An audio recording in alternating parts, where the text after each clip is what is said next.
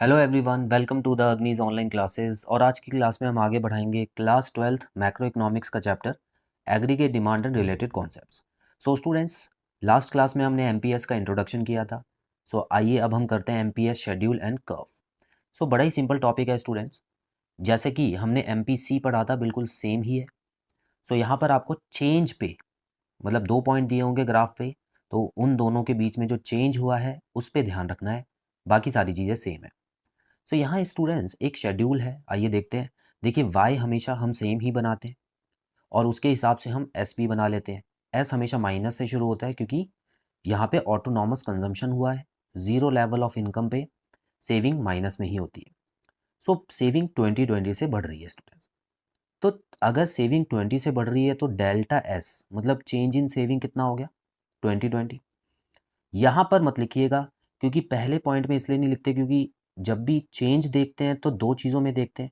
तो यहाँ पर इससे पहले का डेटा नहीं है हमारे पास, क्या चेंज होके -40 आया वो नहीं है, इसी वजह से डैश डला हुआ है। लेकिन -40 चेंज होके -20 हो गया, ये है हमारे पास, तो यहाँ से शुरू होगा।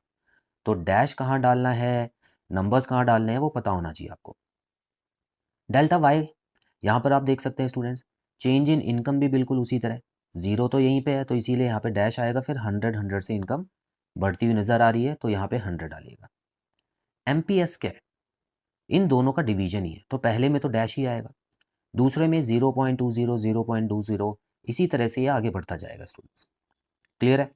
तो इसीलिए यहाँ पर जो शेड्यूल है बड़ा सिंपल आपको बना के दिखा दिया गया है। अब कर्व पे आ जाते हैं जल्दी से।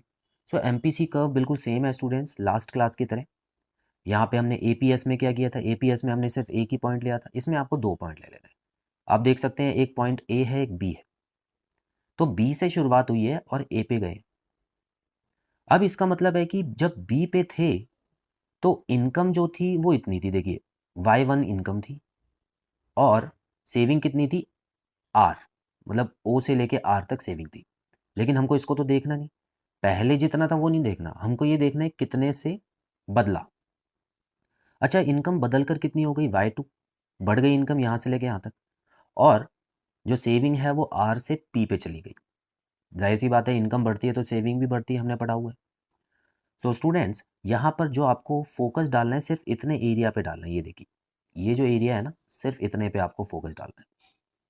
तो ये एरिया कैसे आएगा, जाहिर सी बात है आपको चेंज देखना पड़ेगा, बस यहाँ से लेके यहाँ तक कितना चेंज हुआ है। ठीक है, तो वो कैसे देखेंगे, देखिए सबसे पहले मैं यहाँ पे लिखूंगा delta S upon delta Y.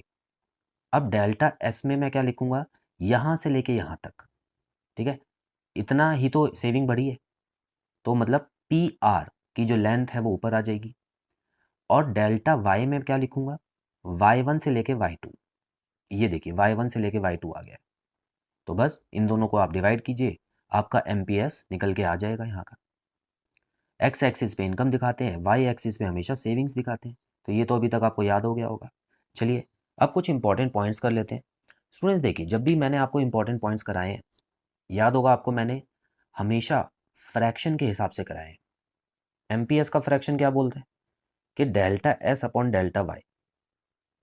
ठीक है, अब इसी के हिसाब से सारे आंसर आप दे सकते हैं।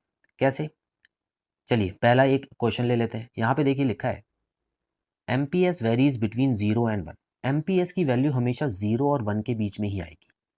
क्यों भाई, ऐसा क्या हो गया, तो हमको ये सीखना है। अच्छा, एमपीएस की वैल्यू 0 का मतलब क्या है, ये देखते हैं।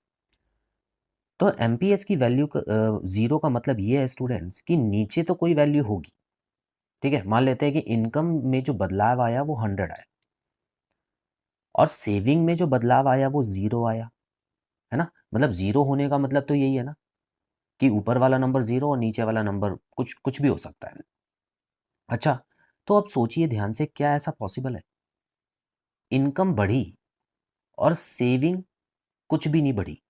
हमने पढ़ा है स्टूडेंट्स कि इनकम बढ़ने से कंजम्पशन बढ़ती है, लेकिन उतनी कभी नहीं बढ़ती जितनी इनकम बढ़ती है, याद कीजिए। तो उतनी क्यों नहीं बढ़ती, मान लेते हैं इनकम अगर 100 से बढ़ी तो कंजम्पशन का क्या होता था स्टूडेंट्स, 120 से 200 होती थी। तो इनकम तो 100 से बढ़ी है लेकिन कंजम्पशन 80 से बढ़ी।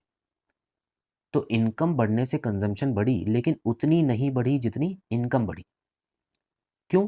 क्योंकि सेव भी तो किया होगा ना थोड़ा पैसा। तो वही स्टूडेंट्स, तो सेव करना ज़रूरी है। इंसान जितना पैसा कमाएगा, मतलब उसके पैसे में जितनी बढ़त आएगी, वो सारा का सारा पैसा खर्च नहीं करता है। नॉर्मल केसेस की बात कर रहा हूँ। यहाँ पर आप देख सकते हैं नॉर्मल सिचुएशंस, ठीक है। अगर कोई इमरजेंसी है या उसके परिवार में कोई तकलीफ है, तब तो वो खर्च कर लेगा, ठीक है। लेकिन नॉर्मल सिचुएशन में वो हमेशा पैसे बचाते हैं। तो यहाँ देखिए, 0 और 100 नॉर्मल सिचुएशन में पॉसिबल नहीं है। अच्छा, दूसरा कर लेते हैं। क्या 1 हो सकता है आंसर? इसका मतलब क्या है स्टूडेंट्स? देखिए, 1 तभी आता है फ्रैक्शन का आंसर जब ऊपर वाला नंबर और नीचे वाला नंबर सेम हो। तो इसका मतलब क्या है? क्या इनकम अगर 100 से बढ़ी तो सेविंग भी 100 से बढ़ जाएगी? इसका मतलब है कि जितनी इनकम बढ़ी है वो सारी की सारी सेव कर ली, कुछ भी खर्च नहीं किया उसमें से। तो ये भी पॉसिबल नहीं है स्टूडेंट्स। इनकम बढ़ने से कंजम्पशन तो बढ़ता ही बढ़ता है, ठीक है। इनकम बढ़ने से कंजम्पशन बढ़ेगा ही, क्योंकि इसमें कंजम्पशन जो है उसमें कई चीज़ें ऐड होती जाती हैं जो अभी तक व्यक्ति नहीं कर पा रहा था, या कोई देश अभी तक जिस जगह पैसे नहीं लगा पा रहा था वहाँ पे वो लगाना शुरू करेगा, ताकि डेवलपमेंट हो और उसका विकास हो।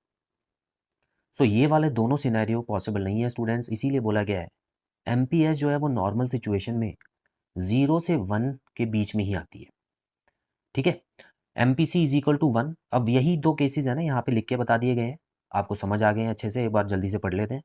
एमपीएस एक होने का मतलब है means the entire additional income is saved, जो कि पॉसिबल नहीं है, ठीक है। यहाँ पे मैं ब्रैकेट में लिख देता हूँ not possible, not possible in normal cases, ठीक है। MPS is equal to 0 means entire additional income is consumed. तो कुछ भी सेव नहीं कर रहे हैं, तो इसका मतलब है कि जितनी एडिशनल इनकम हुई थी वो एडिशनल इनकम सारी की सारी खर्च कर दी गई है। ये भी पॉसिबल नहीं होता स्टूडेंट्स। नॉर्मली कोई भी देश की जब इनकम बढ़ती है तो वो कुछ पैसा सेव ज़रूर करता है फ्यूचर के लिए। क्लियर है? तो कभी भी इन जैसे टॉपिक्स में तो आपको कंफ्यूज होने की ज़रूरत नहीं है। हालांकि आने वाली क्लासेस में मैं एक क्लास इस पे भी लूँगा कि इसमें एपीएस, चार चीज़ें पढ़ ली ना हमने। देखिए, एपीसी पढ़ लिया है, एमपीसी पढ़ लिया है, एपीएस भी पढ़ लिया और एमपीएस भी पढ़ लिया।